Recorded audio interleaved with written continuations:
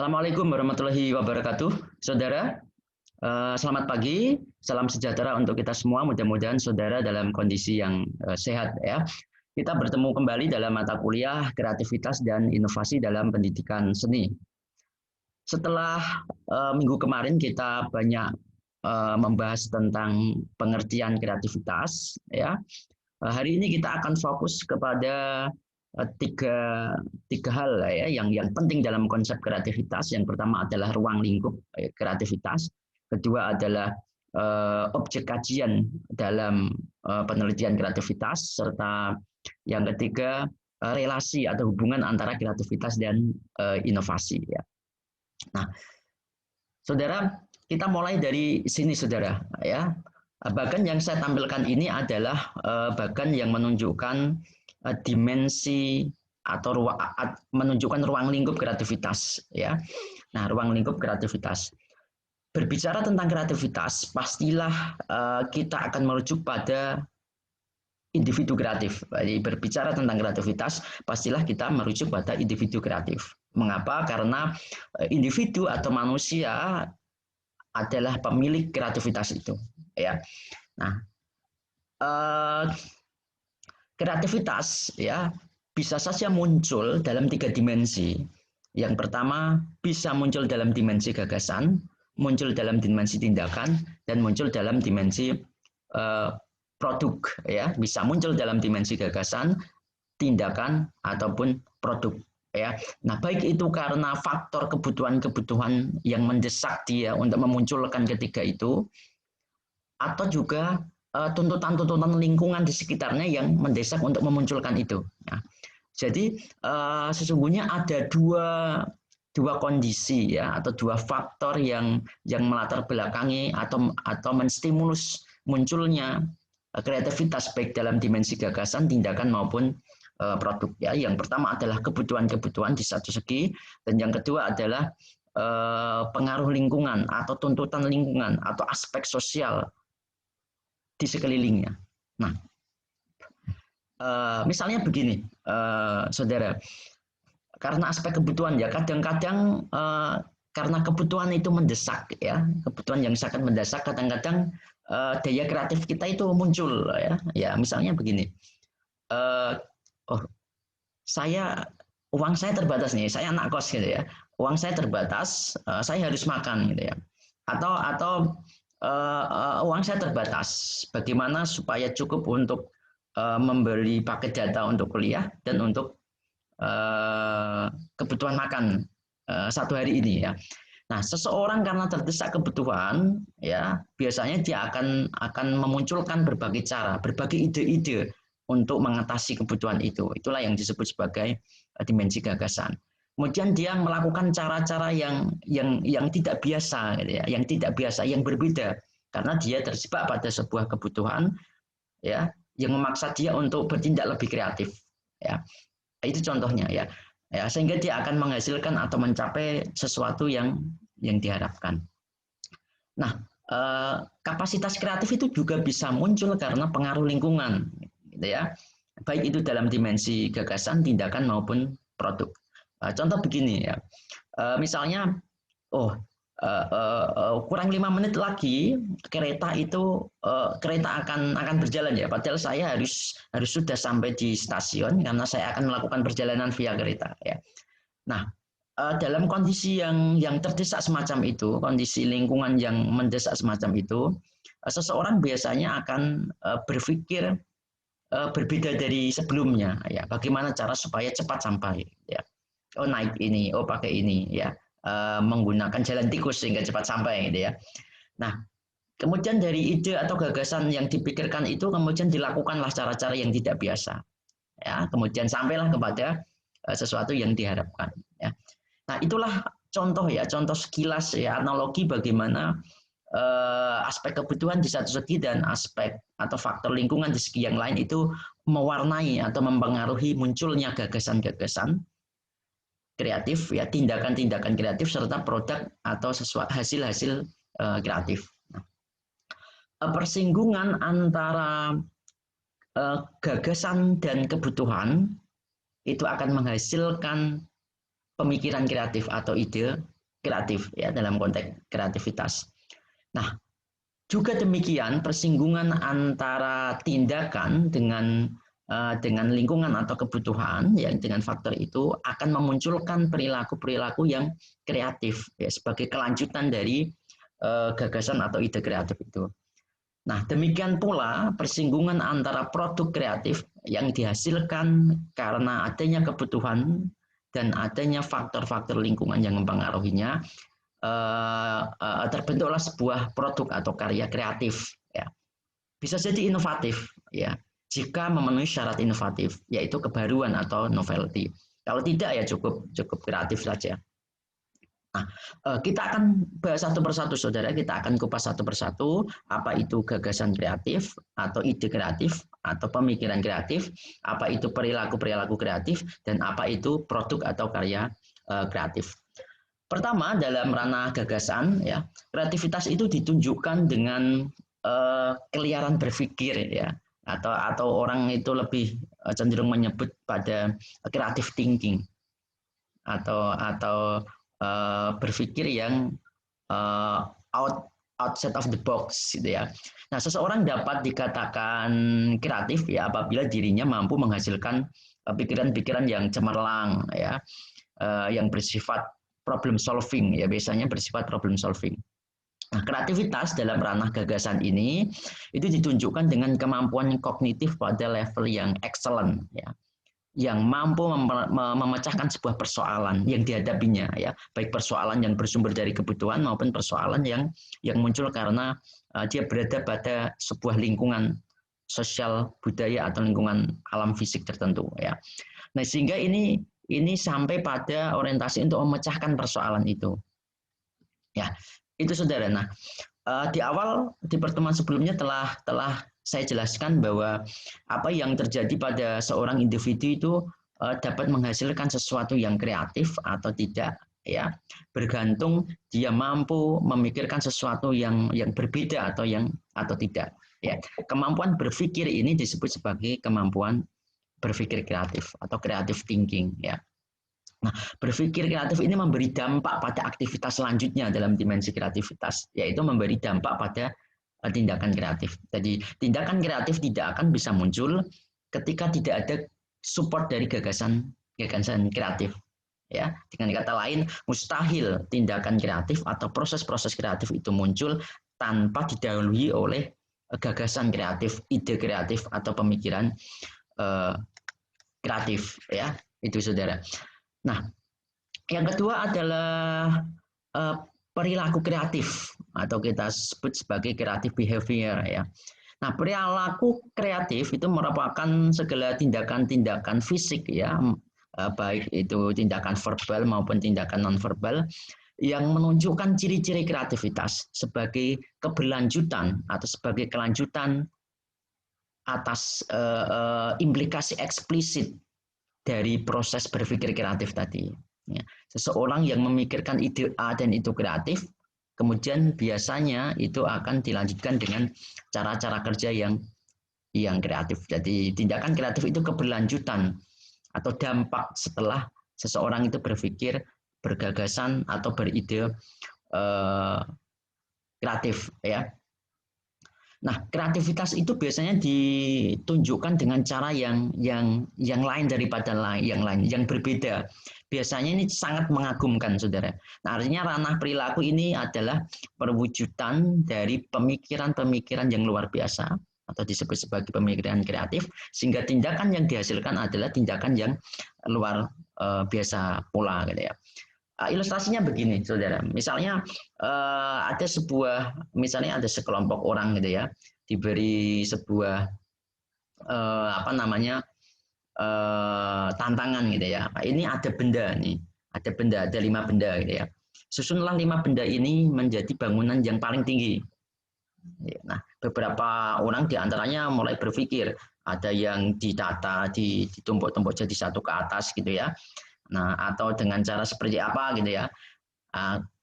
Dengan cara yang tidak lazim ya, ada seseorang yang berpikir berbeda dari yang lain ya, yang mengagumkan ya. Nah, misalnya yaitu dengan cara benda itu diangkat misalnya. diangkat pakai tangan, kemudian dia berdiri.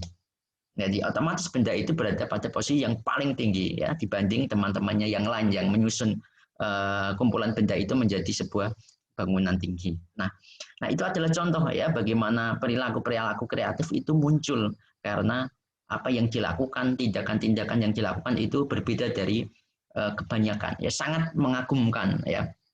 Nah, dalam konteks pembelajaran seni ya kalau kita kaitkan dengan kreativitas seni, seseorang siswa misalnya mampu menemukan suatu gagasan untuk memecahkan masalah ya media, misalnya ada keterbatasan media, baik itu material atau bahan dan alat ya. Nah, ketika dia mampu memecahkan gagasan atau masalah tentang media berkarya seni, maka sesungguhnya itu dapat dikatakan dia berperilaku kreatif. Nah, misalnya dengan cara yang cerdik ya, seseorang siswa itu merancang cara-cara yang tidak biasa dengan menggunakan media seni ya secara improvisasi gitu ya, bisa mix media, bisa digandingkan dengan alat bahan yang lain ya ketika ada keterbatasan.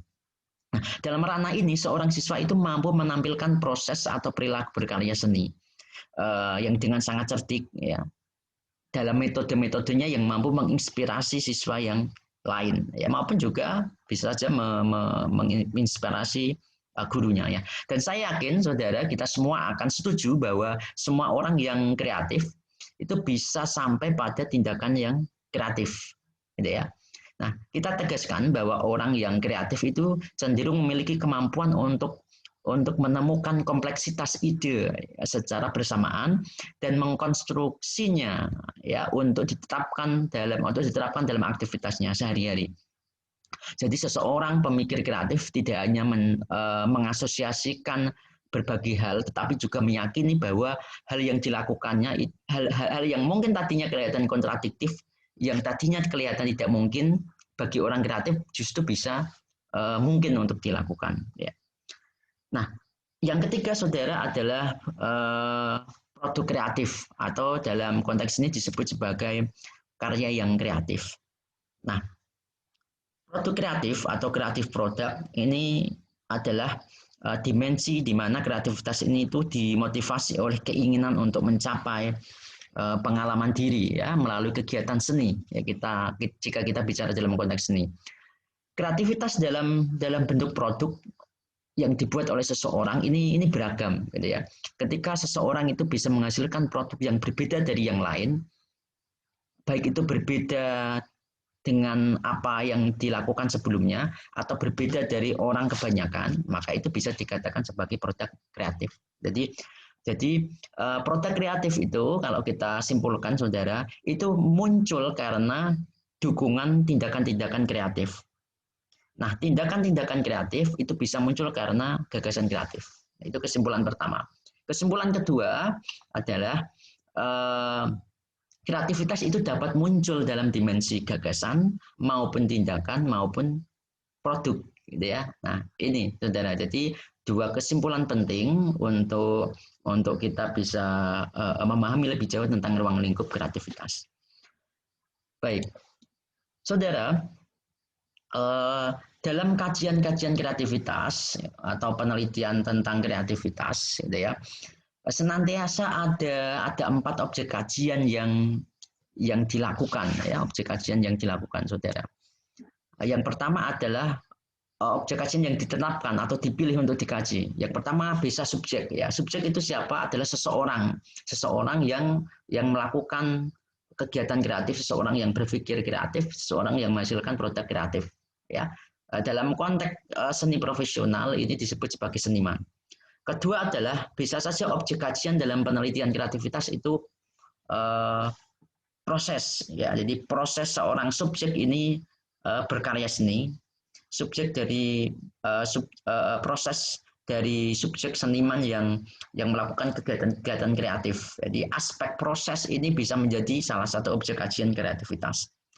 Kemudian yang diteliti dalam kreativitas bisa juga produk ya atau hasil karya seniman, hasil karya desainer dan sebagainya.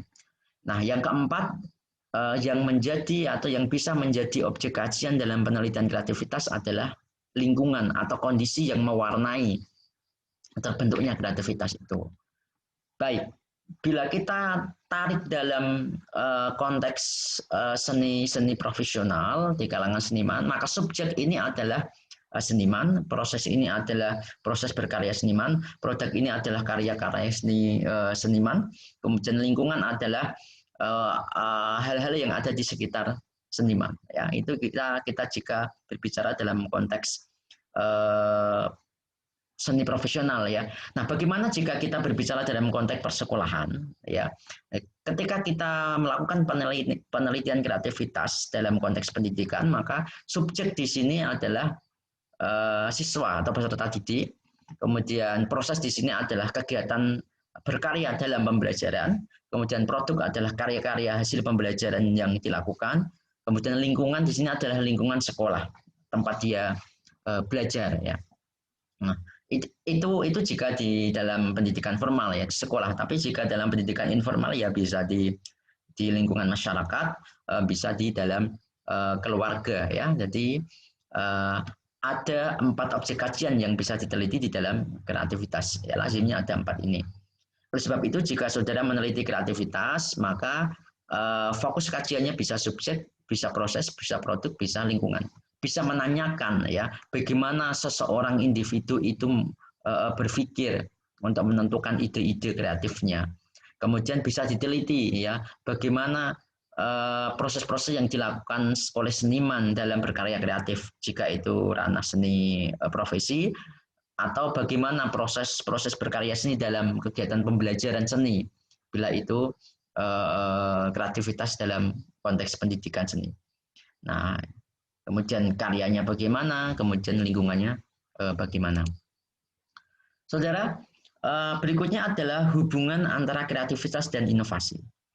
Istilah kreativitas dan istilah inovasi ini seperti dua sisi mata uang yang tak terpisahkan ya. Kadang-kadang kita berbicara tentang kreativitas, kadang-kadang kita berbicara tentang inovasi, yang keduanya kadang dicampur adukkan ya. Nah, sebenarnya sama ataukah beda keduanya? Nah, bisa dikatakan sama, ya bisa juga dikatakan berbeda. Baik, bedanya di sini ya. Bedanya adalah yang pertama, kreativitas itu persoalan personal ya, lebih cenderung pada aspek di dalam diri seseorang individu. Jadi subjek, lebih kepada subjek ya kreativitas. Sedangkan inovasi itu lebih kepada objek, yaitu kebendaan. Jadi benda yang berbeda, yang baru, itulah inovasi, lebih pada hasil. Nah, orientasi dari kreativitas adalah orientasi proses, kemudian orientasi pada inovasi adalah orientasi hasil. Nah, kreativitas ini banyak disinggung, banyak dibicarakan dalam disiplin ilmu psikologi yang membahas tentang keunikan individu. Kemudian bidang-bidang inovasi ini banyak diteliti, banyak dikaji dan dibicarakan dalam bidang-bidang ilmu ekonomi ya, ilmu bisnis ya, komoditi dan seterusnya. Nah, saudara, antara inovasi dan kreativitas, bila kita cari persamaannya ya, ruang lingkupnya ya, saya gambarkan dalam diagram berikut ini ya. Kreativitas itu berada mengawali atau mendasari, menjadi inti ya, dari inovasi. Jadi, kreativitas itu menjadi pemula ya, sebelum inovasi itu lahir gitu ya. Nah, dalam bagian ini kreativitas itu ada di tengahnya, ada di dalamnya ya. Kemudian sisi luarnya adalah inovasi ya, kalau kita iriskan di sini. Nah, kreativitas ini bisa berupa gagasan ya, belum berwujud hasil ya. Kemudian kreativitas juga bisa berupa proses atau masih proses berkreasi, belum menjadi hasil. Atau kreativitas juga bisa menjadi dalam konteks hasil ya, atau hasil kinerja, bisa produk dan sebelumnya. Sedangkan inovasi itu pasti berupa hasil ya. Entah itu hasil yang berwujud benda, hasil yang berupa pemikiran, berupa hasil pemikiran, atau hasil yang berupa hasil cara, hasil metode, hasil model. Nah, bedanya apa pemikiran dalam konteks kreativitas dan pemikiran dalam konteks inovasi? Misalnya begini, kreativitas itu masih proses, belum berakhir, gitu ya. Jadi seseorang yang berpikir dengan cara-cara tertentu, yang sedang berpikir itu dia berpikir kreatif. Nah, tetapi jika hasil pemikiran, hasil dari aktivitas kreatifnya itu menunjukkan produk, menghasilkan produk tertentu dan itu baru novelty, gitu ya, maka itu disebut sebagai inovasi berupa benda, ya, berupa produk inovatif. Nah, bisa saja produk inovasi tidak berupa benda, tetapi berupa hasil pemikiran, ya, misalnya pemikiran tentang rumus, ya, berpikir tentang rumus. Proses berpikir menemukan rumus-rumus tertentu itu adalah proses kreatif, ya.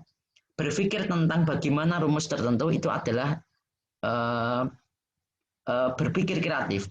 Tetapi ketika sudah selesai, kemudian ditemukanlah sebuah formula, maka itu sudah menjadi hasil. Walaupun hasilnya berupa formula, tidak berupa kebendaan. Jadi itu adalah inovasi dari dalam bentuk hasil pemikiran. Inovasi juga bisa berwujud inovasi hasil metode. Misalnya temuan tentang cara-cara belajar inovatif, temuan tentang model pembelajaran inovatif. Nah, jadi bisa berupa prosedur, bisa berupa cara. Jadi yang penting itu ada pada dimensi hasil. Jadi inovasi itu melekat pada dimensi hasil, baik hasil berupa hasil kebendaan, hasil berupa hasil cara-cara yang dipatenkan, cara-cara yang menjadi formula yang disahkan dan dapat digunakan oleh pihak yang lain secara luas, ya, maupun hasil yang berupa hasil pemikiran. Jadi produk tapi produknya berupa hasil pemikiran. Produk tapi produknya berupa hasil metode atau cara. Produk tapi produknya berupa kebendaan. Nah, inilah perbedaan antara kreativitas dan inovasi. Ya, tidak mungkin, ya, kesimpulan kita tidak mungkin inovasi itu muncul atau lahir tanpa diawali dengan kreativitas. Ya, jadi kreativitas adalah inti di dalam inovasi. Ini kalau kita mau mencari relasi di antara keduanya, ya. Jadi hubungan antara kreativitas dan inovasi kalau kita simpulkan adalah kreativitas itu mengawali lahirnya inovasi. Nah, kemudian kalau kita mau bedakan antara kreativitas dan inovasi, di kreativitas itu berorientasi pada proses, berorientasi pada aktivitas individu, subjek, ya. Kemudian inovasi itu berorientasi pada kebendaan atau berorientasi pada produk, sesuatu yang dihasilkan. Ya, jadi kalau kita bicara inovasi, orientasinya pasti sesuatu yang terjadi, sesuatu yang berupa produk. Tapi kalau kita berbicara tentang kreativitas, ya itu adalah proses, baik itu proses berpikir, proses bertindak maupun proses penghasilan sebuah produk, ya. Hasil sebuah produk itu bisa, hasil kreativitas berupa produk itu bisa menjadi taraf inovasi ketika sampai kepada titik novelty. Nah, ini saudara hubungan antara kreativitas dan inovasi, dan mudah-mudahan saudara bisa memahami secara lebih baik, ya, ketika kita akan perkaya pemahaman kita dan perdalam pemahaman kita melalui aktivitas diskusi. Nah, setelah ini kita berdiskusi, saudara, berdiskusi bersama-sama, ya, melalui Elena. Saudara bisa buka di apps.unes.ac.id 30, ya. Saudara membuka, kita berdiskusi bersama-sama untuk memperdalam materi kita hari ini. Terima kasih. Selamat berdiskusi. Keaktifan saudara akan menjadi pertimbangan penting bagi saya. Wassalamualaikum warahmatullahi wabarakatuh.